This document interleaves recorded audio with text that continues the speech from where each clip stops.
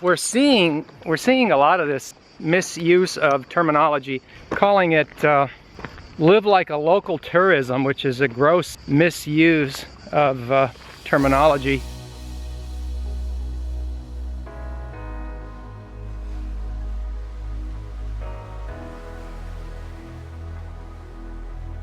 It's like when Hollywood uses the term kingdom of heaven. Of course, talk about gross misuse. If you really want to know what that is, don't go to Hollywood for that explanation.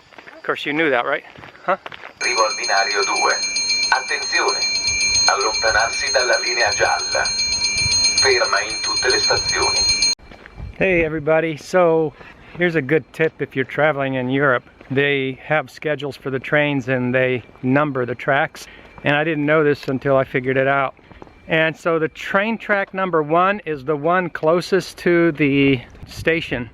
So that would be train track number 1. And that would be number 2 and then number 3. You know how it is. What seems like a no-brainer for people that do this all the time, for somebody that's never done it, it's like, what now? Yeah, and so this live like a local tourism, what they really mean is experience how locals do such and such, you know, experience how locals make olive oil, experience how locals make, I don't know, club sandwich, whatever.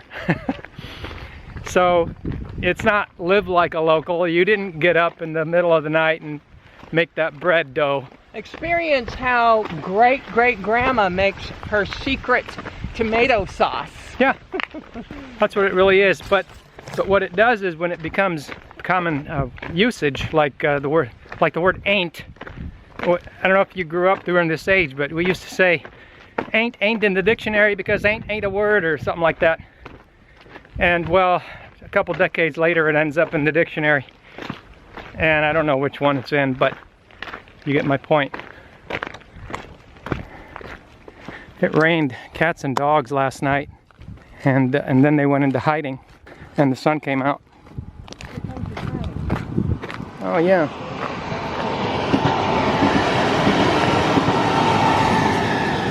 It's not too bad. The older trains, you'd really hear them. They were like. That was quiet. You probably still hear that when you're on the train. Uh-oh, puddle ahead. So I'm going to shut the camera off, and then I'll let you know what to do in case of a puddle.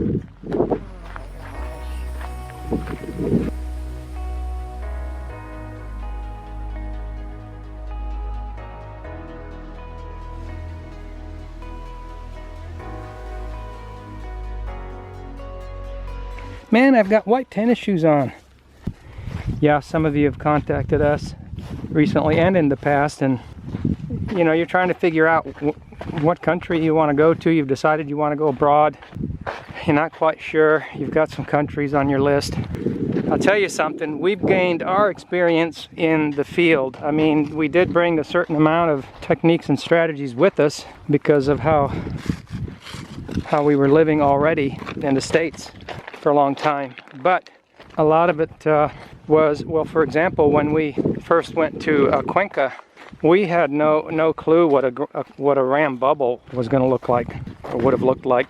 And so having lived through one, it gives us that perspective, so that now we have that perspective that is added to our bank of experiences, and how we weathered that scenario. You know, that's another set of skills. And that's why I say that in a period of 9 years, and then you know, being able to move from Cuenca to Jungia Valley and to the coast, and then to Italy, and you know, all these places where we've been consistent with our expenses. Somebody said, "You guys, I'm amazed how you guys beat the RAM budgets all the time so consistently."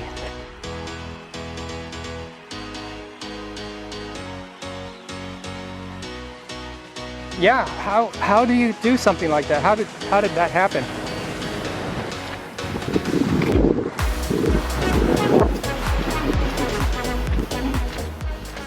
We've lived abroad 8 years and have never paid more than $300 for 4-bedroom houses. How do you like them apples?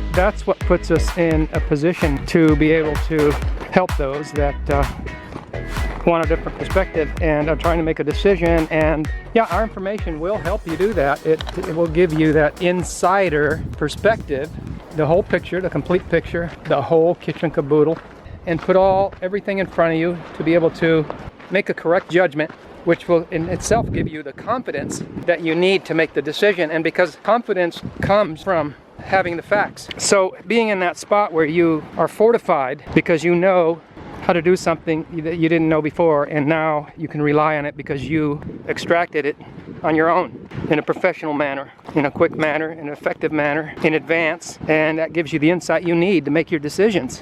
That's what we're talking about. How are the shoes holding up? Well, looks like the ocean is still here. That's cool.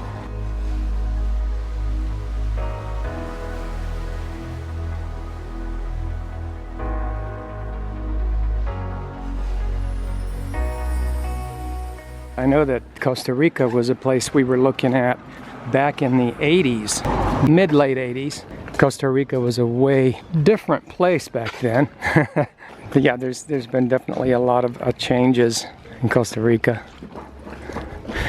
Yeah, it reminds me of even as recent as probably about, I don't know, maybe 5 years ago or so, some digital nomads that were doing quite well in their business, and they were making videos, and they were talking about, they were actually, and I've seen this in Ecuador, where quasi-travelers, they're really tourists, but they're quasi-travelers, making videos about, and look at me, I just got 3 mangoes for $1 when they're really 8 for $1. So I'm in Panama City, and I just got 10 mangoes for $1 in Panama City. And then this other guy, he was making so much money, he paid $20 to have a watermelon brought to him, and he was bragging, he thought that was cheap. He was from Germany. So it's tough. It's a tough environment, you know, because it's a captive environment. It's like, you're trying to learn something, and the ones that are putting out information for you don't really know what they're doing. Well, I'm sure they know a lot, but this is not. They know what they're doing according to what they know from other people. Yeah, it's not the insider way of doing it. You know, you can give a man a fish and he eats for a day. You know, you've heard it. Teach a man to fish and he eats for a lifetime. Days later, nobody's here.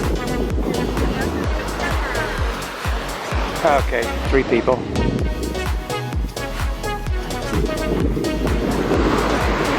It's the mid-80s and it's the end of September. Yeah, nice.